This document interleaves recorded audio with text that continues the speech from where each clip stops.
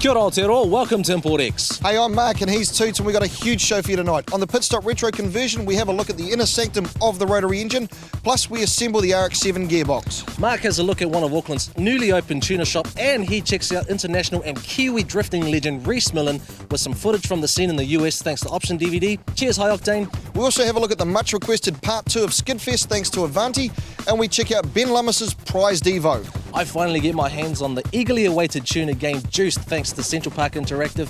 It's a game with a difference. We also have a look at the girls from the South Island Champs in the evening gown attire. And remember people, Import X is having our very own Dyno Day, June the 18th at Talk Performance, 9 AM to 12 PM. Check out the website for more details. Be there.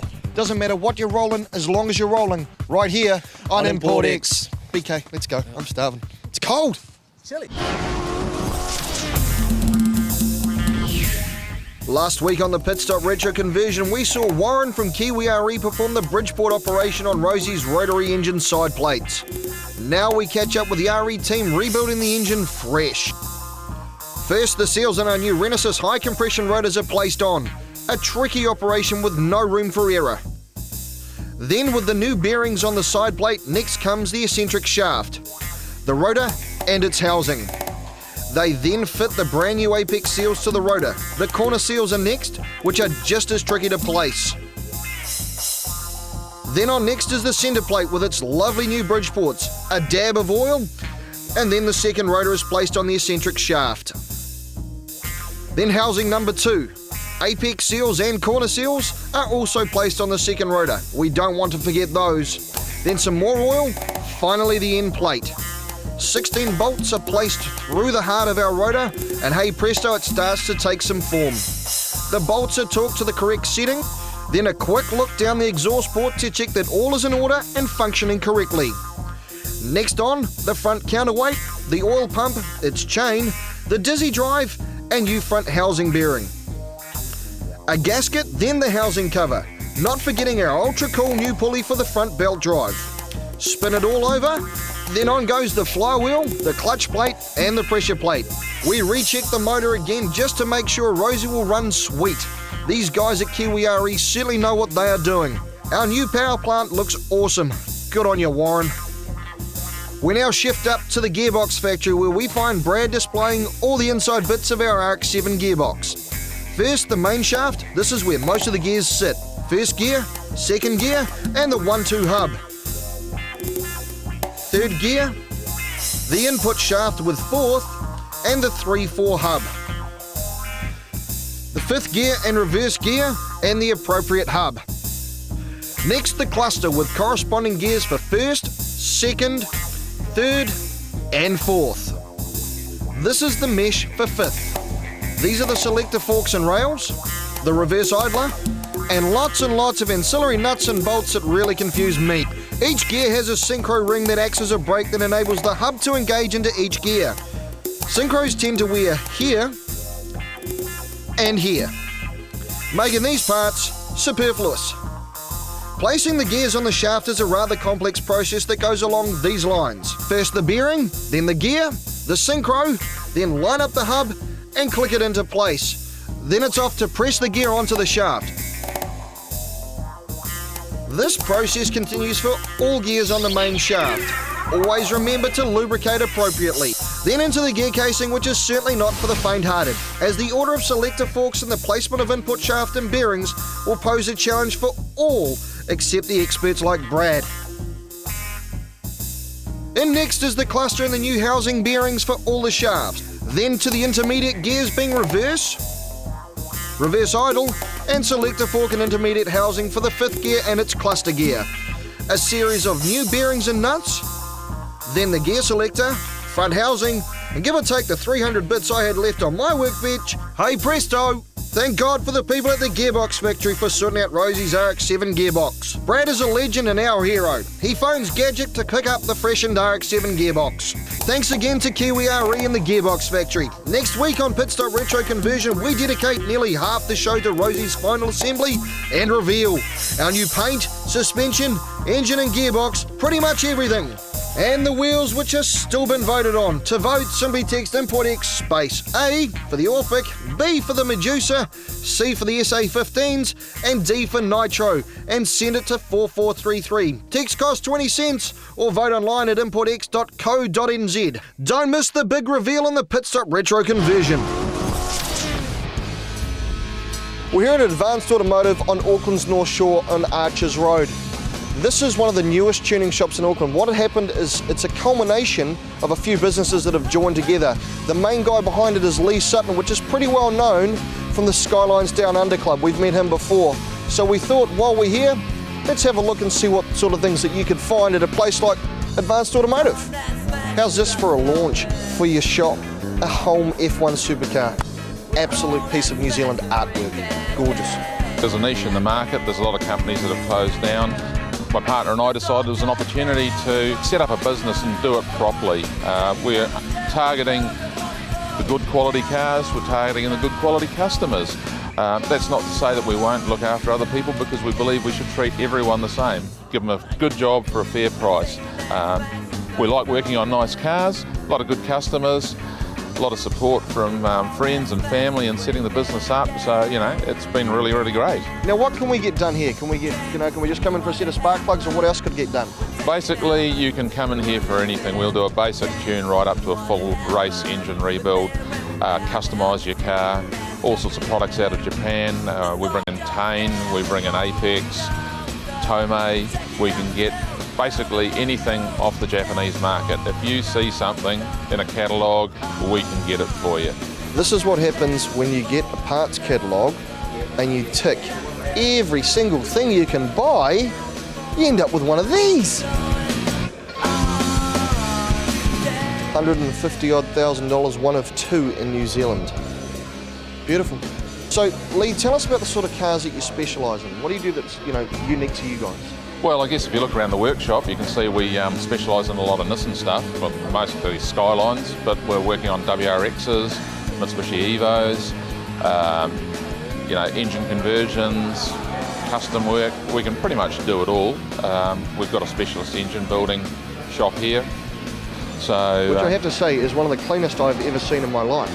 Well, if you're going to build engines, you basically have to have a sterile environment, and that's the way we intend to keep it.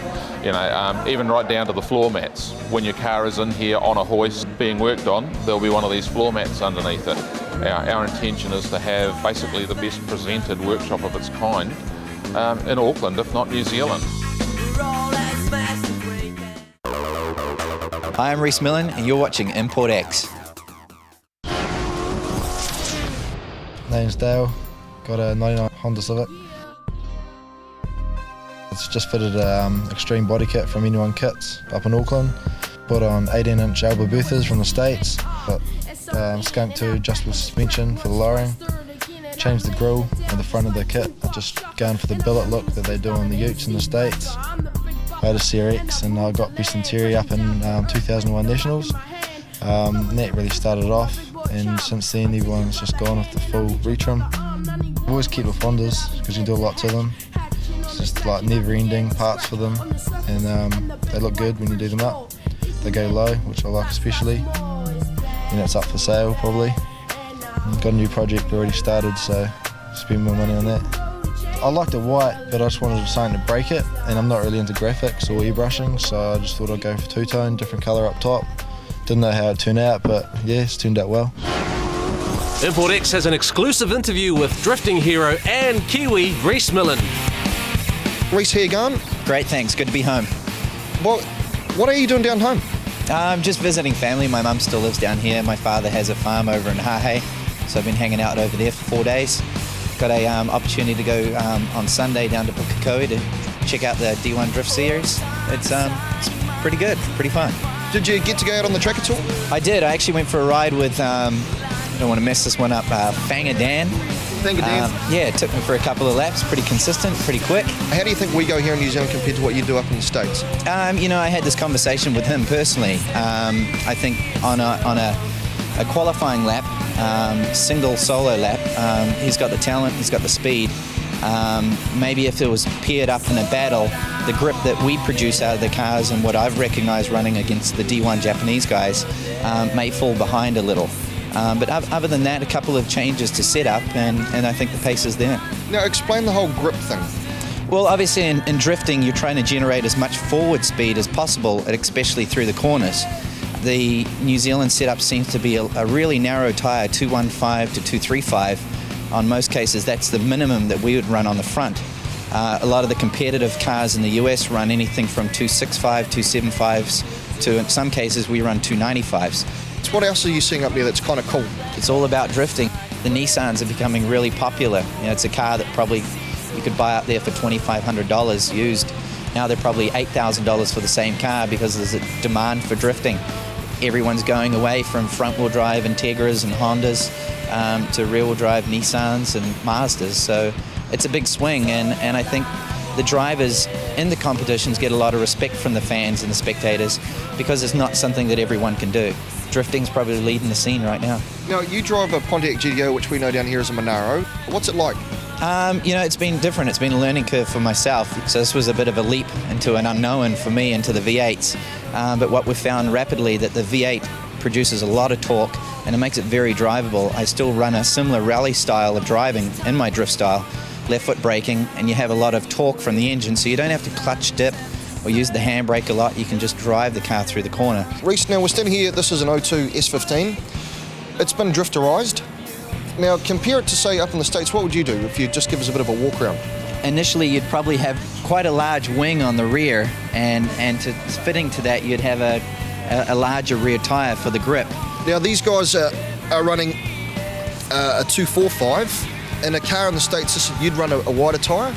We would. For competition, you'd probably see a 265 and probably the same for the street as well. Probably change the back spacing in the wheel and push the wheel in a little further.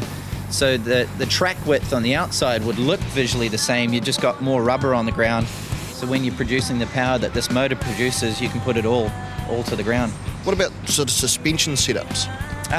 From what I've seen down here, the biggest change would be in suspension. In this case, we would actually run a wider tyre for more grip, maybe a softer spring setup to get some roll, to get some compliance, to get forward speed. Rhys, thank you very much for your time. Awesome to meet with you, and check out his website, rmrproducts.com. Kia ora Aotearoa, welcome to the Central Park Interactive iReview. I'm here in the depths of the DVD zone where they specialise in hard-to-find DVDs, box sets, animes, as well as the current releases. Now, on animes, check this out. Initial D. For you guys who love your drifting, it's a must-have. I love it. Let's introduce you to the team. This is David. How you doing, man? Good, thanks. How you doing, all right? Very good. That's the one. This is Simon. Hey, bro. You looking good? Yeah, no trouble, you know. As you do. And of course, the game guru himself. How you doing, Kyle? Good. How are you? Not too bad, thank you. What do we got today? Today we got Juiced. It is finally out. It's been a long time coming, but it's been released on PS2, PC, and Xbox. I've been following this game for quite a while now. When it's finally here, it looks fantastic. I'm really excited about this one. It's probably my favorite of the tuner games that have come out so far. Now, I see that it looks a bit like, say, Need for Speed Underground versus Fast and Furious. Is that what it's like? In the films themselves, I think, they brought out the whole tuner scene into the video game thing. Sure. But the other tuner games that have come before have given you all the bits and pieces that you need, but they haven't got the attitude down. That's where Juice comes in. This game's got the attitude, man. It's all about respect, earning cash, and making a crew. That sounds kind of cool. Like, basically what you gotta do is when you start off, you're no one. You don't even have a car. So you meet up with this dude who's, his name's TK. Let's see what you're made of. He borrows you a car, and if you beat him, you get to keep that car. Then you win the money from the race, and you use that money to build up your car and earn your respect as you're driving. I couldn't help but notice that there's a Mazda RX-8 a bit like ours here. Well, it would be cool if we kind of hotted ours up like that. That will be something, eh? Well, should we get into a race then? We should definitely do that. Let's do that. All right, what do we got here? We've got a GTR Skyline R34, no less. Pretty porn. That's the one that TK gave me, actually. Told me if I beat him, I can keep it. I was like, okay, cool, dude. One thing that always makes your car look kind of fatter, wheels. Let's chuck on a set of wheels and maybe hit this thing on the street. Let's do that, okay. I'd say go to Enkai, man. They got some good wheels. All right, Enkai it is. I'd say those RPF1 gold ones, man, they look good. Let's put them on then. All right. You can also obviously tweak your car with NOS. You can put on designs on the sides, spoilers, Everything. Everything you want. 7.5 trillion. You can just go a trip with this thing if you want. This is so crazy. All right, man. Well, let's get into the racing. All right, let's do it.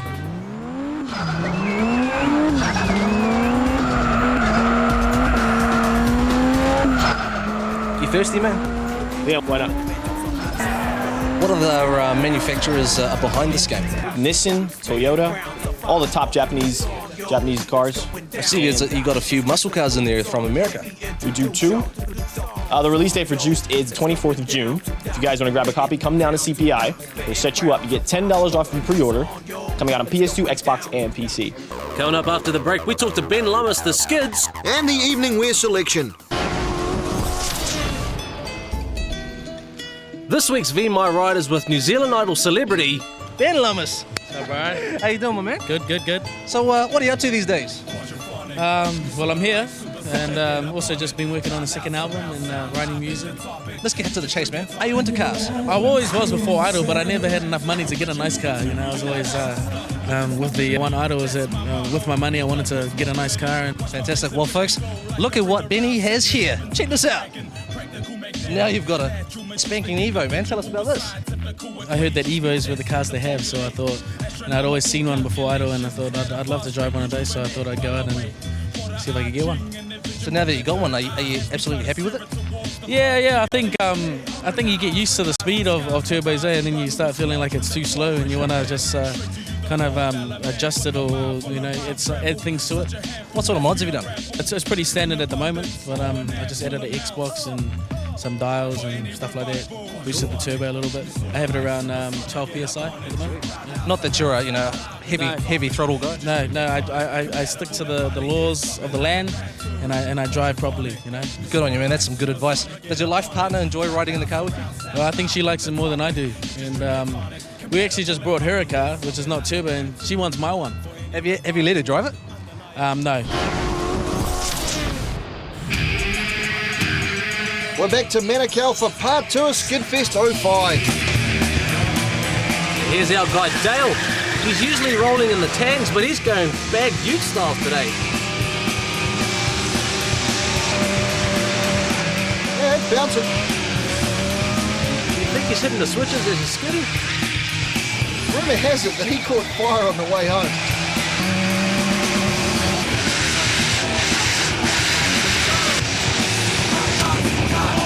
Oh, there goes one tyre. So you got the tyres or pretty much had it, man. Why do you do this?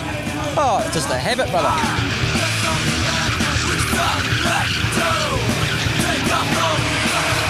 Even the vans enjoy having a bit of a skid.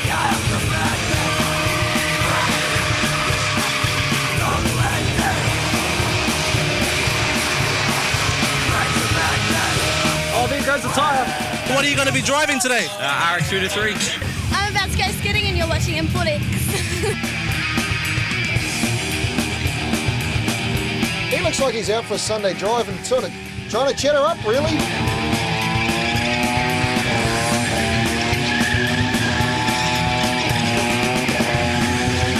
I think he's trying to get a dizzy. What the hell? What are you thinking about when you're doing your skids out there? Creating heaps of smoke and entertaining. And did he entertain or what? Check this out, people. Oh man, the V8's really represented this year.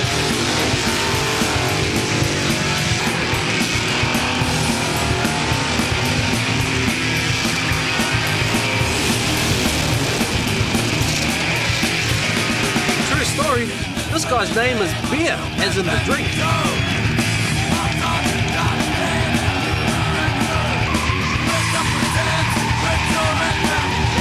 Here comes the bet.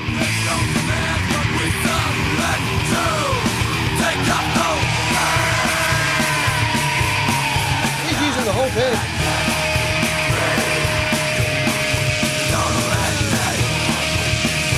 And another one of the unique vehicles at Manukau.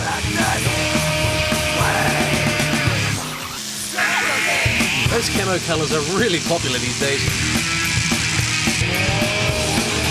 Drifter Darren McDonald was giving the skid pad a go.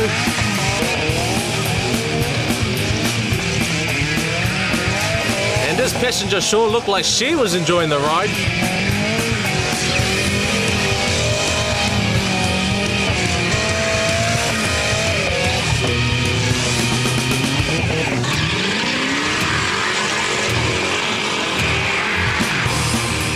often you see a Jaffa-coloured Cortina.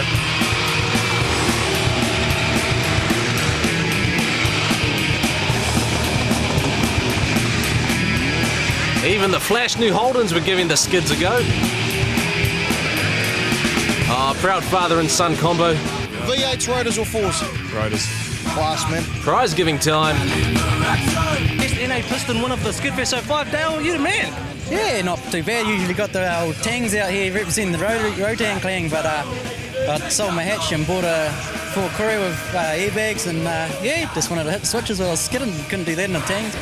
Best Rotary burnout. Matt, why do you go out and do this? What motivates you to do burnouts? That's why Rotaries were made.